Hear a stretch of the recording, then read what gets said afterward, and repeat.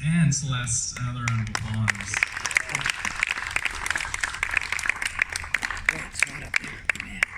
On to the next feature. And what can I say about this fella? I've known Alan for quite some time. Alan Hill was born in the UK.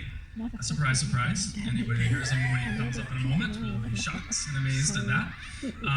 And immigrated to Canada in 2005. He is the former Poet Laureate of the City of New Westminster from 2017 and 2020, and a former president of the Royal City Literary Art Society. He was the editor and curator, of A Poetry of Place, Journeys Across New Westminster, and that was published in partnership with New Westminster Art Services. His writing has been published internationally, and his poetry has appeared in Event, CB2, Canadian Literature, The Antigonish Review, Subterrane, Poetry is Dead, among others. He works in the field of community development and immigrant settlement and lives in New Westminster. His book, In the Blood, was published by Caitlin Press in 2022. Would you please give a warm round of applause to Alan Hill.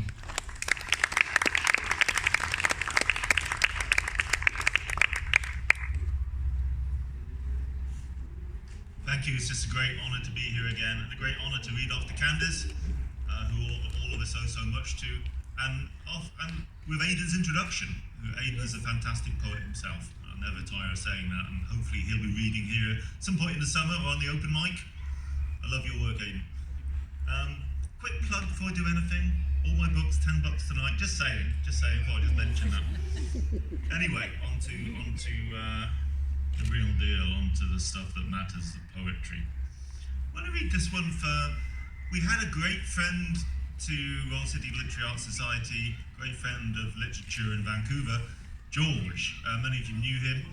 Just suddenly disappeared last summer, and the police were looking for him. I don't know what ever happened. He just seemed to disappear out of our lives, out of everybody's lives. So it's a poem for George. He disappeared. It's been a year. He left his phone on the counter, disappeared. I did not know him well. I doubt if anybody did. He was there at open mics, book launches, signings. A man one day I would get to understand, I never will. Tonight I'm in the park with the dog, stand still in the middle, unseen and seeable in the dirged dark, edged by highway, a funnel of brightness, people passing through. Traffic in a symphony of unmeaning, snippets, tiny cuts of lives, pieces that don't fit, do not connect. Pressed against the rise of stores, a skinny finger of stripboard on the edge of the city, a smear of pines.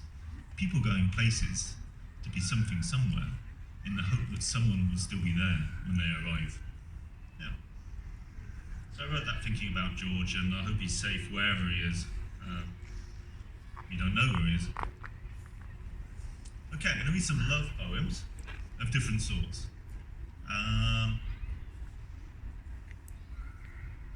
This one's kind of to my ex-wife, kind of.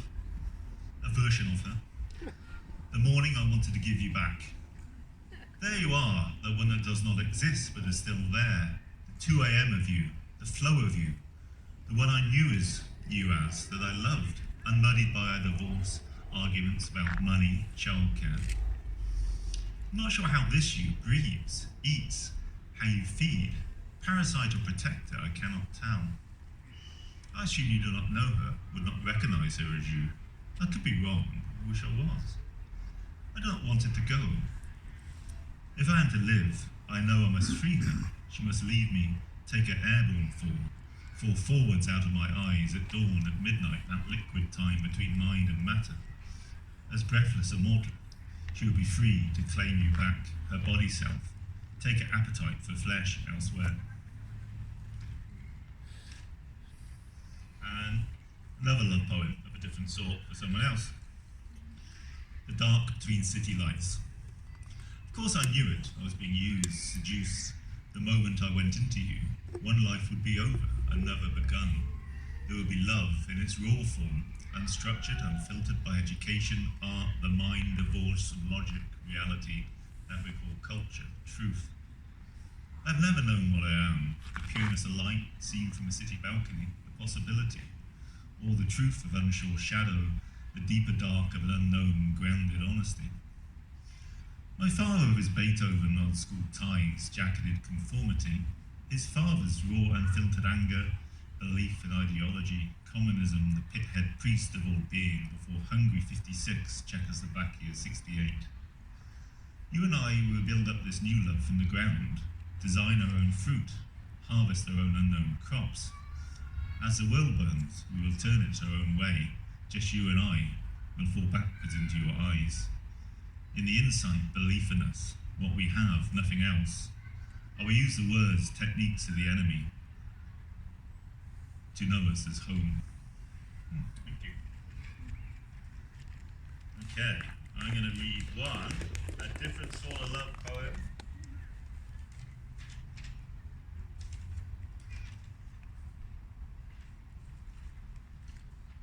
Find it.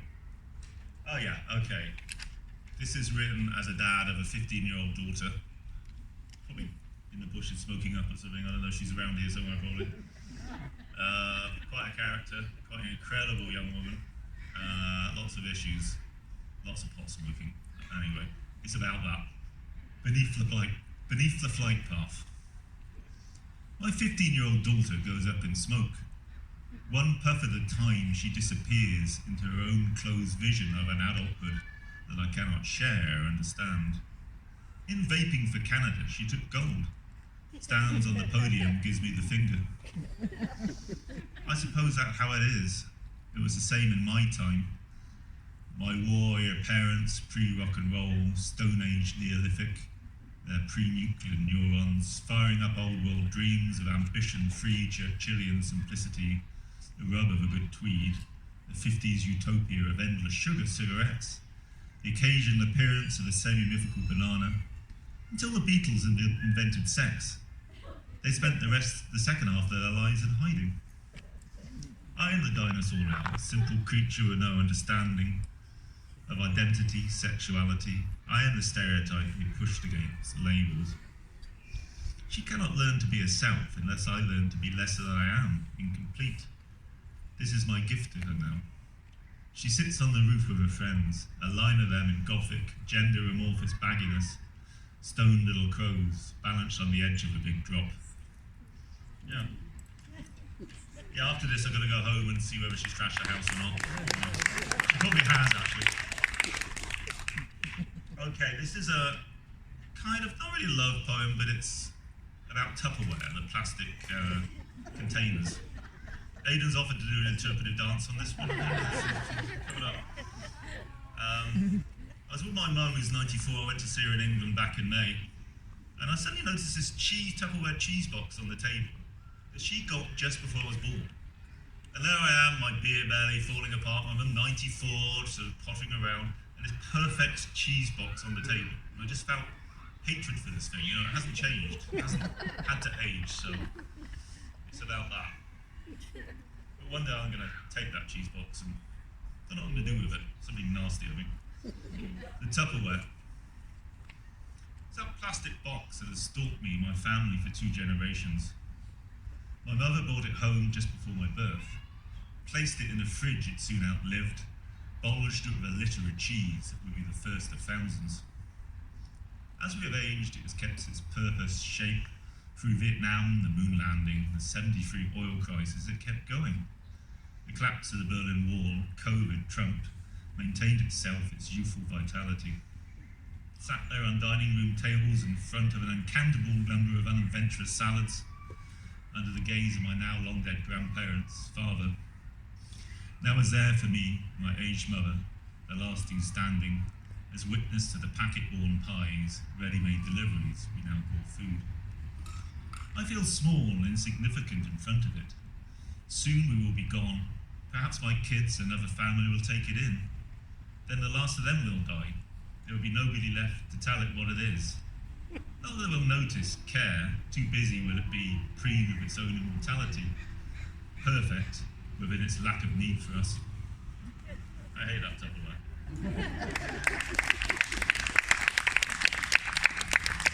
I'm going to read a couple of poems from my dad who passed away years ago, and still think about him. Just going to read 2 of these. My neighbours used to call him, he's quite a shy man, and backstory is I grew up with brother schizophrenia, which this book is about. My dad always struggled with that, didn't know how to cope with that really. And he would always be in the garden at night and did a lot of building things. Usually out of concrete. And 30 years later, 40 years later, I found out that my neighbours used to call him Mr. Concrete. So it's about that. How I learned about concrete. It was the winter of my brother's breakdown when the police, a squad of social workers, took him. My dad exiled himself in the backyard to build pathways, walls, a greenhouse base. His hands dissolved in dust, fingernails softened in martyrdom, body, heart of his own machine. He covered all greenery and flatness, logic, angles of the geometric groove of his unmixed being. What I learned then, I still use. I know the perfect mix, how much powder, water, sand to pad, strengthen the correct percentages, ideal textures. I'd always see it, the fire of his tiny lamps in the darkened garden on his December evenings that allowed him to work into the night, merge with it, while his wife, my sister and I washed, set ourselves firmly in the kitchen window, wished him to finish, come back to us from wherever he had been. Okay. And I'm going to read. This is one that my dad would have liked if he'd been there on his 90th birthday. Human Remains, for my father on his 90th birthday. When you read this, which you will not, the last stanza will be already dark. You'll be a boy once more in a nighttime of war, in a scramble of broken bricks, inhalation of blitz of years, a stilted river, dulled incendiary of your name. You'll be held again in hormonal rush of flame, adolescent, intense, in the kick-out of windows, the crumbled redstone terraces of invisible city. By the time you read this, which you will not, what you are, were a Warner's badge notation, blood would be burnt. The telephone you no longer answer will not be ringing. A signpost with your name on it will not be read. You will be faceless. Darkness will have crept through your veins, immaculate, wordless. Suits will be worn. Prayers said, flowers left. Thank you. And I'm going to read a couple from my last book, In the Blood. All $10 over there, just saying, mention that. And this is a story of growing up my brother with his schizophrenia and my own mental health challenges at different points in my life. This one's called, I usually read the same few from this. This one's called The Hospital Dance. I expect some of you have already heard this. The Hospital Dance. On Saturday night, they came in ones and twos from their tiny rooms. For coke and chips, they inched themselves out into the skin-thin hardwood, shimmy between the flakes of peeled plaster, dropped from uncleanably high ceilings. They came to dance, moved themselves to a squat bond of antique record player that unstably vibrated on the glass-topped table as I spun on 45s donated by concerned relatives, picked up at thrift stores, middles missing from their jukebox days, from the days when people once paid to listen. They would have meant something for people more solid than us, to those who had edges, boundaries, dreams they could leave behind, had jobs, shadows that disappeared when they woke. Well, we had their music now, for a while a little bit of them as well. Most of us danced on our own, detached, on our own, stretched and fashionable knitwear, yesterday's jeans, became lost in our own moves, disjointed as we uncoupled our bodies to the beat, worked on being invisible, became furniture in dim-lit corners. That night a girl with smudgy glasses danced with the banisters, a teen with a wispy beard, clapped in a corner, nobody touched. In fact, nobody ever did touch, not here, where surviving in your own body was enough, knowing it was still there, still moving, however out of step to your commands. I'll read one more. And this one's really for Janet. I don't know where she's gone. She's gone somewhere. Oh, there she is. So I know Janet likes some of the language in this one, so I'm going to finish with this one. Yeah, Nighttime in the Ravine. Yes. Nighttime in the Ravine. This one's written about Glenbrook Ravine, which I love, which is a little park over here. Apparently it's the first park in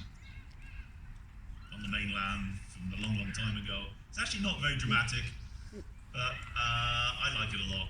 It's between the old prison site and the hospital site, and has something about it, particularly when it gets darker. Nighttime in the ravine. In fact, I read this poem once and someone went and looked at it afterwards and came back and they were very disappointed with that ravine. A bit bad about it, but really I like it anyway. That's all I'm saying. Nighttime in the ravine. They came all the way from Coquitlam to have a look at it, and they, anyway. Nighttime in the ravine. Down I go into the blue, lucid ice, labyrinth of liberty and winter light. Ghost lines, desire lines, the uncurling crozier of being, and footfall song lines, unreadable, the press of my boots over the unknown meteor each moment. Above me a crow's lyric cackle. In my hand, the world in the perfection of a fallen egg. Behind me there are blind roads, shallow ways, a suburbia, an apocalypse, lockdown, in front of possibilities. The stories in each rock, in the move of treetop, in late daylight, in the coyotes, a collection of votaries, as they cross the border between being and otherness. But pull me in the homeward channel of the path, into the dissolve of solid geography, the rules of resonance, misfiring medication, rise of the clear grey water and nothingness, everything. In the depth of sunlight, this unknown knowledge, freedom, this pathway in the dark where I must go. Where my mind cannot take itself, cannot find a reason, logic, without each step, that is only mine to tread, one foot at a time, down into the meaning. Great. I think we're finished there. I've got no idea how long I've read, but I think that will do me.